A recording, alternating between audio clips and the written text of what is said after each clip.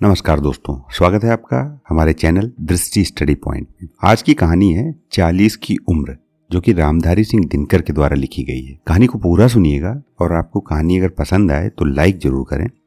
अगर आप हमारे चैनल पे पहली बार कहानी सुन रहे हैं तो चैनल को सब्सक्राइब कर लें, जिससे कि अगली कहानी का नोटिफिकेशन आपके पास आ सके। आइए सुनते हैं कहानी 40 की उम्र। कहते हैं 40 की उम्र जब आती है तो जवानी शरीर में नहीं, शरीर के भीतर कहीं दिल में रहती है। भीतर से फूटने वाला उमंगों का फव्वारा, जिनका ताजा और जवान है, वे उम्र के उतार के मौसम में भी जवान रहते हैं। फिर भी जो लोग उम्र की चोटी पर से उमंगों के साथ उतर रहे हैं, वे भी अगर अपने आप से तटस्थ होकर सोचें तो उन्हें पता लग जाएगा कि यह जवानी केवल मन की ही जवानी है। आदमी सब दिन जवान रहे, ये उसके मन पर निर्भर करता है, मगर दुनिया मन के जवानों को ठीक उसी दृष्टि से नहीं देखती जिस तरह वो तन के जवानों को देखा करती है। और मन से आप कितना भी क्यों ना जवान हो, 40 के बाद आपको दुनिया के हाथों वही प्यार, वही प्रोत्साहन, दुलार नहीं मिल सकता जो 40 के पहले मिला करता था। बाग में जाइए, देखिए, जो पौधे बनने के क्रम में उन पर माली की खास नजर रहती है। वह रोज उनकी क्यारियों को साफ करता है, उसमें पानी डालता है और छुरी तथा कैंची के प्रयोग से उनके रूप को संवारने की कोशिश करता है।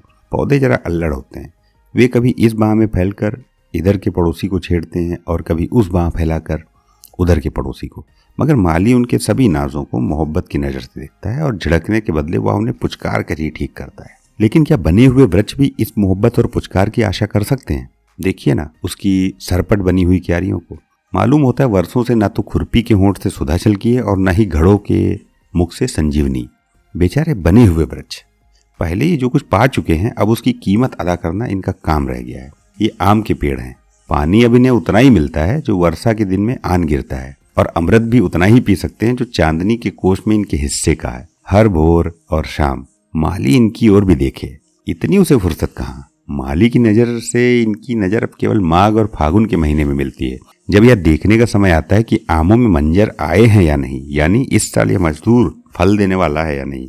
एक जर्मन कवि गेटे हैं, उन्होंने कहा कि दुनिया नौजवानों को इसलिए चाहती कि वे होनहार हैं, मगर 40 वर्ष का आदमी बहुत कुछ हो गया रहता है उसके साथ, फिर कोई उसे प्यार और प्रोत्साहन देने वाली दृष्टि से क्यों देखे। तो तन से जवान है, दुनिया उनका जुल्म सहकर भी उन्हें प्रोत्साहन देती है, किंतु 40 के बाद के आदमी की, चाहे वो मन से ही जवान क्यों ना हो, आलोचना शुरू हो जाती है। यह समय वो होता है जब प्रशंसा और प्रोत्साहन बदलकर उम्मीद बन जाते हैं। इसलिए संसार 40 के बाद के मनुष्य को देता कम है और उससे चाहता अधिक है। अब लोग हमारी टहनियां नहीं गिनते, हमारे पत्तों की हरियाली से तृप्त ही नहीं होते, और यही वह बिंदु है जहाँ 40 के शिकार को जीवन में नई दिशा की खोज करनी चाहिए। और वह नई दिशा है, अब से मांगो कम किंतु दान दो अधिक। 40 की उम्र वह रेखा है जिसे पार करके हम उन लोगों के झुंड में मिल जाते हैं जो लेने नहीं देने वाले हैं, जो खाते कम हैं कमाते अधिक हैं, जो खुद कंधे पर नहीं बैठकर दूसरों को ही अपने कंधों पे बिठाया करते हैं। 20 और 30 वह समय है जब आदमी नई दोस्ती की मिठास, मोहब्बत की रंगीनी से छका रहता है। इस उम्र में आदमी फूलों के कपोलों पर टपकने वाली शबनम की आवाज को सुन सकता है और उषा के प्रदेश में जो माधुरी और सौरभ है उसे जी भर के अपने भीतर खींच सकता है। मगर 40 लगते ही नाटक के पर्दे बदलने लगते हैं और यह परिवर्तन आदमी को अच्छा नहीं लगता। इस समय किसी किसी को यह भी भ्रम हो जाता है कि उसके स्वास्थ्य में कहीं कोई गड़बड़ी तो नहीं हो गई, उसका आमाशय कुछ खराब तो नहीं हो गया, और वह डॉक्टर से पूछताछ करने लगता है। मगर डॉक्टरों की प्रायः एक ही राय होती है, अरे सब ठीक है, कोई खास बात नहीं है, जरा खाने पीने पे ध्यान दीजिए। लेकिन खाने पीने से क्या होता है? चाहे जितना खाओ, चाहे जितना पियो, 40 के बाद आनंद की दिशा बदल जाती है। मैंने उम्र की तलवार से कटे हुए कितने ही लोगों को झींकते देखा है, लेकिन यह झींकना किस काम का? दोपहरी को ऊषा बनाना कठिन है, और फिक्र करने से तो दोपहरी और भी तेजी से ढलने लगेगी। समय रुकने का नहीं, वो बढ़ता ही जाएगा। और यह भी ठीक है कि ऊषा के जो कर्तव्य और आनंद हैं वो दोपहरी के कर्तव्य और आनंद से भिन्न होते हैं। लेकिन यह समझना भूल है कि भोर में आदमी को जैसा संतोष प्राप्त होता है, दोपहर में उसे वैसा आनंद नहीं मिल सकता। जरूरत है समय के साथ बदलते रहने की। पुराने जमाने के बहुत से लोग आज की दुनिया में झक मारकर जी रहे हैं, क्योंकि आज वे बहुत सी ऐसी बातें देख रहे हैं जो उन्हें पसंद नहीं है और जिन्हें वे बदल भी नहीं सकते। उनकी वेदना समय के गियर से छूट जाने की वेदना है, और इसका एकमात्र इलाज भी यही है कि वे किसी न किसी प्रकार जिंदगी की गियर से अपना मेल बिठा लें।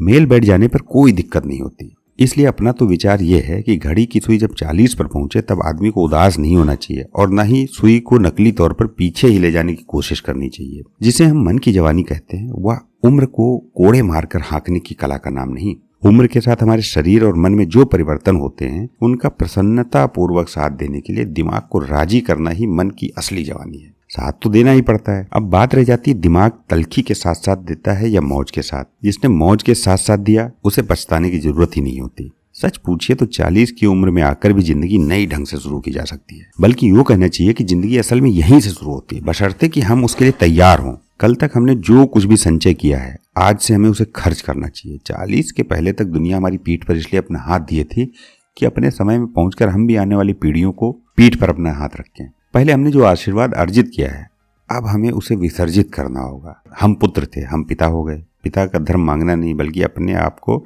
उत्सर्ग करना है। और उत्सर्ग में जो आनंद है वो याचना से क्या कम पड़ेगा। जवानी में जब हम कदम बदलते हैं अथवा एक रास्ते को छोड़कर दूसरे को अपनाना चाहते हैं तब दुनिया कुछ बुरा नहीं मानती, बल्कि तब भी वह हमारे साथ हामी ही भरती है। किंतु प्रौढ़ावस्था में पहुंचते ही हमें कदम बदलने का अधिकार नहीं रह जाता। हाँ, जरूरत पड़ने पर हम कंधे बदल सकते हैं। और तब भी जब हम कंधे बदलते हैं किसी ना किसी की तरफ से आवाज आ ही जाती है कि आदमी हाफ गया है, अच्छा कंधे बदल कर ही सही। लेकिन 40 के बाद कदम बदलने की जरूरत रह जाती है। लेकिन क्या 40 के बाद कदम बदलने की जरूरत रह जाती है? 40 के बाद अगर हम एक ही राह पर चलते रहना चाहें तो क्या इसका कारण यह है कि हम संसार का भय मानते हैं? नहीं, शायद नहीं। जिसे जो कुछ बनना है वो 40 के पहले ही बन चुका होता है। क्रांति के पहले वेग 40 के बाद नहीं पैदा होते। कविता की पहली कोपल 40 के बाद नहीं फूटती। और दर्शन का तेज 40वें आसमान पर चढ़कर ही जन्म नहीं लेता। हाँ, क्रांति, कविता और दर्शन के जो रूप 40 तक परिपक्व हो जाते हैं आगे की जिंदगी में उन्हीं का चमत्कार काम करता है। जवानी तो अल्लड़ होती है और उसमें एक प्रकार का अभिमान होता है जो खूबसूरत है।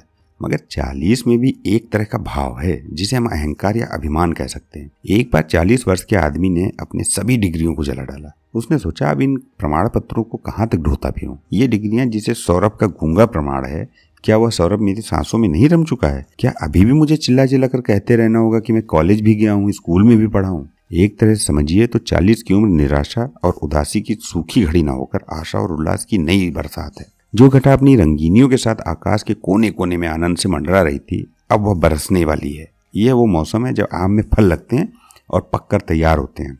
ये ठीक है कि जब कोयल मंजरियों के कुंज में प्रवेश करती है तब प्राणों को पागल कर देने वाली सुगंध उसके कंठ से निकलने वाली प्रत्येक पुकार को कविता का उच्छ्वास बना देती है। मगर रसाल जब पककर तैयार हो जाता है तब उसे चूसने वाले रसज्ञ की भी आंखें आनंद की सेहरन से बंद हो जाती हैं। पके हुए फल के भीतर एक कविता है जो सूंघने की वस्तु नहीं बल्कि रक्त में मिला लेने की चीज है। वसंत और शिशिर में कुछ भेद होते हैं किंतु ऐसे नहीं कि एक के सामने दूसरा कुछ हो ही नहीं सकता। बसंत की सुषमा और सौख्य शिशिर के बारीक आनंद से भिन्न होते हैं। फिर भी शिशिर के अपने मूल्य हैं। जो इन मूल्यों को समझता है उसे निराशा नहीं होती, मगर जो उन्हें नहीं देख सकता है उसे तो वसंत के नाम पर रोना ही पड़ेगा। 20 की उम्र बड़ी ही अच्छी चीज है मगर वह तो एक बार ही आती है और 40 की उम्र भी बड़ी ही बेजोड़ है। अगर लोग उसे इस चिंता में बिगाड़ दें कि हम 20 के क्यों नहीं बन रहे हैं तो समय तो हमारा शत्रु नहीं हो सकता। अपनी प्रगति से वह हमें संपन्न ही बनाता है। गुलाब पर उषा की बूंदों को तो हम फिर से नहीं सजा सकते मगर गुलाब तो हमारे हाथ में ही है। दोस्तों, ये थी आज की कहानी 40 की उम्र। कल फिर मिलेंगे 3 बजे नई कहानी के साथ। धन्यवाद।